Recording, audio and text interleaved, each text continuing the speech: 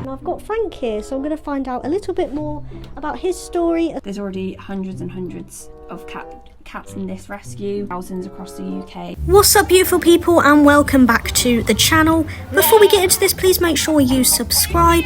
If you're new here, my name is Izzy and I'm a journalist, and I make videos here on YouTube where I visit different animal shelters. I speak to them about the work they do, but also raising awareness on different topics and issues, and speaking about the challenges that they face day to day. I also speak to different charities and organisations about how they help animals change people's lives. This can be from hearing dogs to guide dogs to animal assisted therapy. So without further ado, I hope you enjoy this, and let's find out where we are off to today. So today I'm off to Jackson's Animal Rescue in Mold, aka Jackson's Place. Now Jackson's has two centres in the UK. It has a wildlife centre in the Wirral, and they also have Jackson's Place, which is a domestic pet rescue, which is where I'm going today. So they rescue and rehome cats, rabbits, as well as farm animals. So we've got lots of different topics and issues to speak about today when it comes to domestic pet welfare as well as farm animals. They started out in 2020 during the pandemic, so it'll be interesting to hear sort of what the demand's been like since then. And they also have a GoFundMe at the minute for their farm animals in particular, so I will link that below, and I'm going to find out a little bit more about that today as well and why they've set that up. So yeah, let's head to Mold and speak to the team at Jackson's Animal Rescue.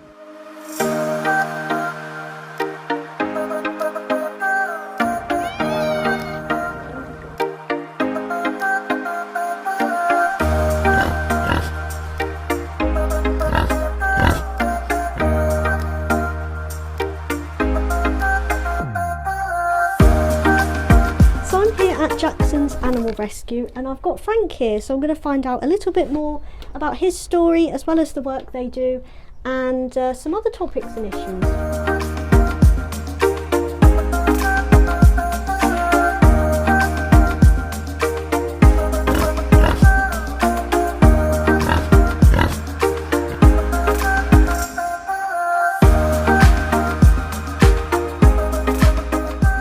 Tell me all about where Jackson's Animal Rescue all started.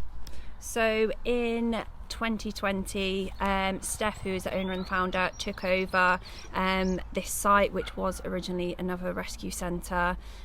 She did originally start in 2015, mainly doing wildlife, and then took over here, and we house cats, rabbits, guinea pigs, and our farm animals as well. And what is the main ethos and what Jackson's stands for? So the big thing is adopt, don't shop. There are so many breeders out there making lots of money. Unfortunately, a year down the line, when the kittens and the rabbits grow up, they do often end up here. A lot of the time people want baby animals, so kind of kittens, baby rabbits. Rescues always have that as well. So not last year, the year before, we had 106 cats in our care. Many of them were pregnant mums and kittens. And what other sort of topics and issues do you feel like need more awareness when it comes to pet welfare and animal rescue? People think animals are a necessity. They're not, unfortunately.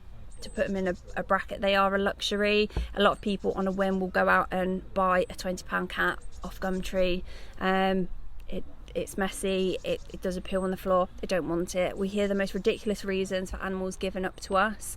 I think pet shops as well, specifically talking about rabbits, so our rabbit waiting list, I think I've got about 70 rabbits on our waiting list, and a lot of people go into a pet shop, they can walk out with one.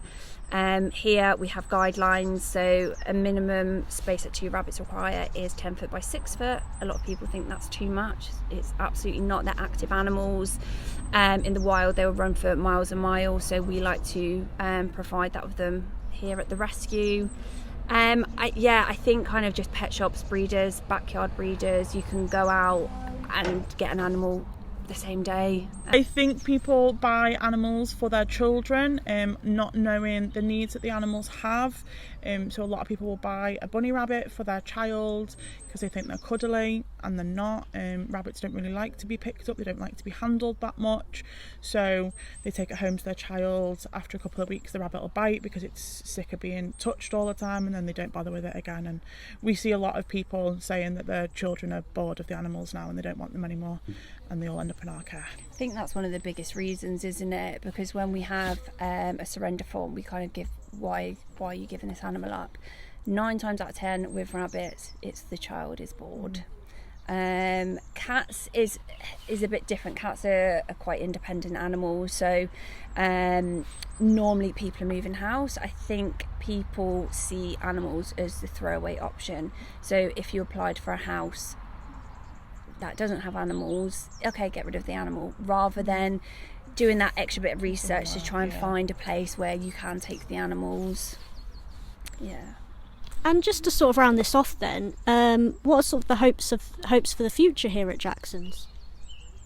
I think we hope to keep expanding the site, upgrading all of our catteries, upgrading the field behind us, and just keep building bigger and better, hopefully, and be able to help more animals. Yeah, we've got a GoFundMe at the moment. So with our farm animals, a lot of them are getting older, and the ground's really, really muddy, so we want to concrete everything. It's going to cost thousands and thousands of pounds.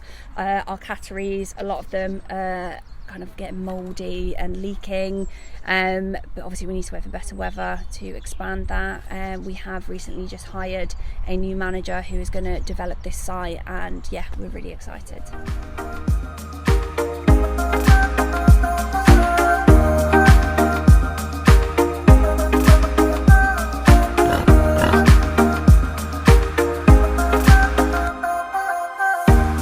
So who have we got here? So this is Frank. Frank has been with us just over a month. He came in with his mum and his 2 brothers as well.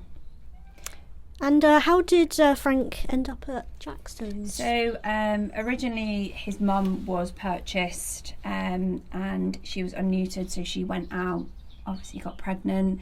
So his brothers are all from different litters. So his mum, who is in our care, has just continuously been pregnant. He was locked in a room and he was stressed pulling out his fur, so he came in with awful skin infections. Sadly, one of his brothers, who is only one, has heart disease as well. This happens a lot when cats are inbred. So the mum and a son from another litter have mated, and these are kind of the problems that come about, and they're really common, unfortunately, which we see. And what more could people do to prevent things like this happening to cats like Frank? So obviously neutering is a big one. A lot of people have the mindset, oh, we'll let them have 1 litter, we'll let them have 2 litters, it's natural. Whereas it's really, really stressful.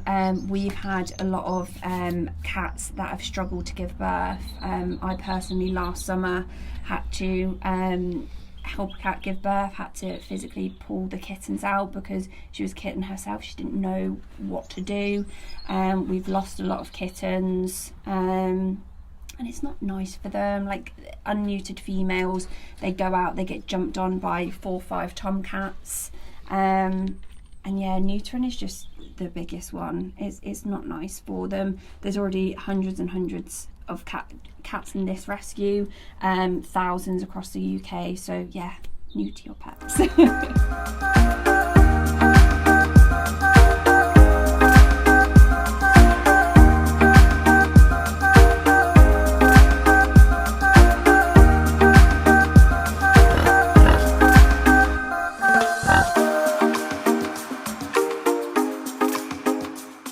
Thank you so much to the team at Jackson's for speaking to me today. It was lovely to speak to the lovely Paige and Sarah and meet the adorable Frank and hear all about his story. If you enjoy these videos, please make sure you subscribe and give it a thumbs up. I've got loads more shelters coming up that I'm visiting over the next few weeks, so do stay tuned and I shall see you very soon.